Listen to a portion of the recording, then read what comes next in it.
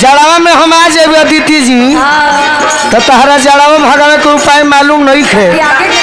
खाली गोलू राजा के रजाई ओढ़ा देबू तो गोलू राजा के जाड़ भागे वाला नहीं थे। कैसे भागी? अजबले टंगरी में रावल ना होई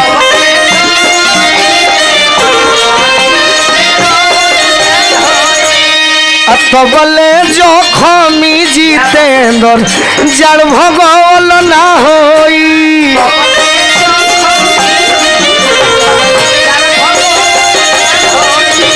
तबले जखमी जितेंद्र जड़ भगवल ना होई।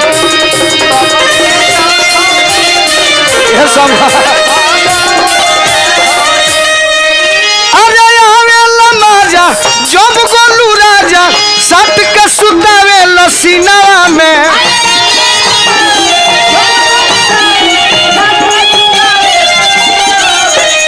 आवेला माजा कहे हुए ठीक लगा तरी हम हकत नहीं कहे ना। अरे आवेला माजा जब गोलू राजा घर हमारो के तनी हमहू जहु आई बनी हन्या लजा तरु का यही तो कलाकारी है।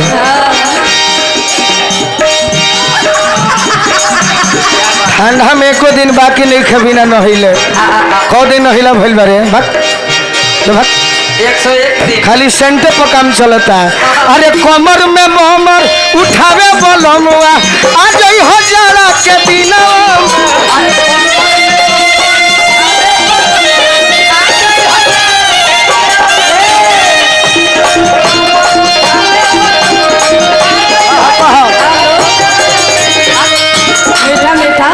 चलते रहेंगे बाकी आगे के लाइन में मुखिया जी गौर करके आप सुनेंगे हम गोलू राजा जी से कह रहे हैं। मुखिया जी के चिन्ह गइल बड़ू ना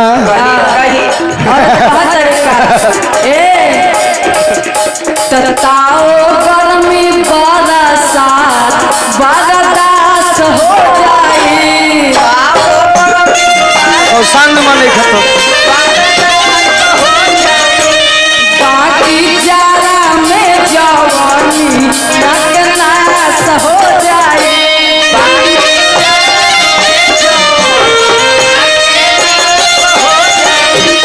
बाकी जारा में जवानी नाश हो जाई नाश हो जाई।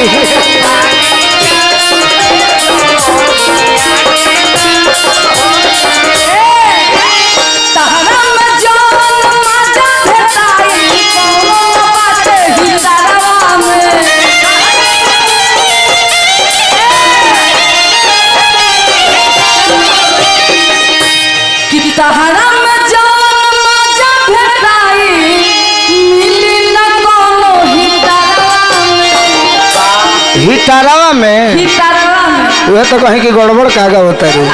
हाँ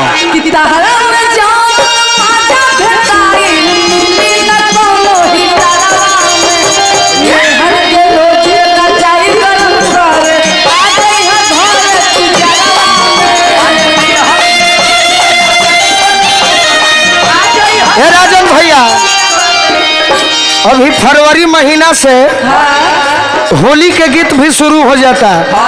हमारा गांव में तो जातना ड्राइवर हमारे खेत जोतता रहे वो तमाम ड्राइवर साहब लोग होलिये के गीत बजावता।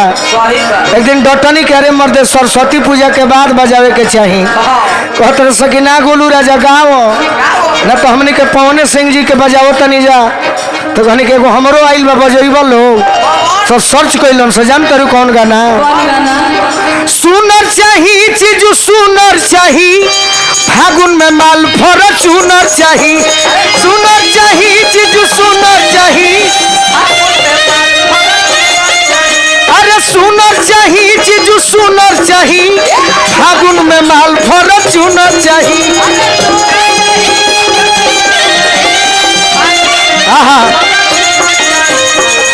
बाकी यूट्यूब वाला भाई लोग करा के सरस्वती पूजा के बाद चढ़ई है लोग जाना तरु होली में पगला गल बनी जनवरी ले। अच्छा होली हमार फेवरेट महीना है। अरे जो हतनी हम दीपिका पादुकोण के तनी हम दीपिका पादुकोण के जो है तनी हम दीपिका पादुकोण के आज 2025 1 जनवरी से लाग गई। अच्छा काहे खाती पूछो काहे खातिर कि जो है तनी हम दीपिका पादुकोण के अच्छा घर आरा जिला हो आ ककरी खियती लिया जाके सोन के ककरी खियती लिया जाके सोन के बाकी खुश हो खब कब चेहरा पना कमर में नाचे के हुनर चाही फागुन में माल फॉर्च्यूनर चाही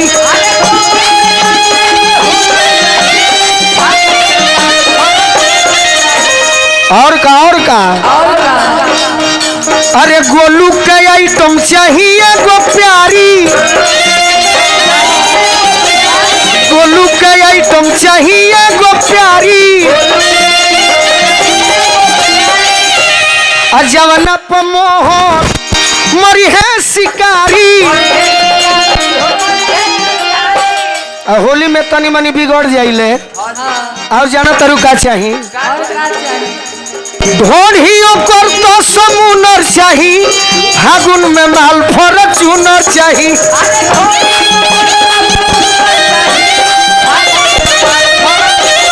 ढोढ़ियों कर तो समुनर चाही फागुन में माल फॉर्च्यूनर चाही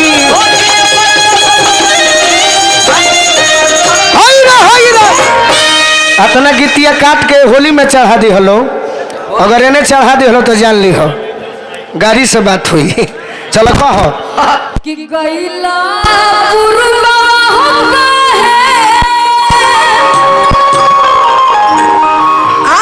है ठंडा मर